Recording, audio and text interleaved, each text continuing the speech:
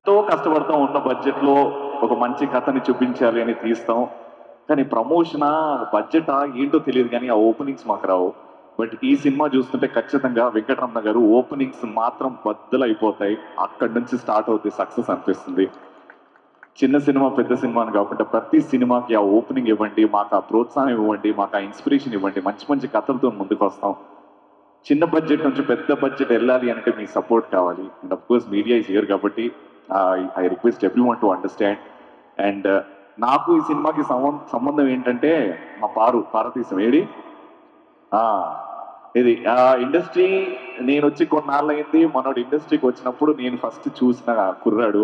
కేరిత్త movie auditions అవుతున్నప్పుడు నేను anchoring చేస్తుండే. అండ్ అక్కడ ఈ కుర్రాడికి చెప్పా ఏదో రోజు అవుతున్నానా నువ్వు అని.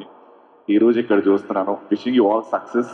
అండ్ ఒక ట్రైలర్ చూసిన తర్వాత ఒక 10 సినిమాల ఆఫర్లు వస్తాయి అన్న మాట అబద్ధం ఉండే, కానీ ఇప్పుడు ఐశ్వర్య పర్ఫార్మెన్స్ చూసిన తర్వాత, ఒక ట్రైలర్ చూసిన తర్వాత ఒక 10 సినిమాలు వస్తాయి. సినిమా రిలీజ్ తర్వాత I'm sure you'll go a long way Aishwarya.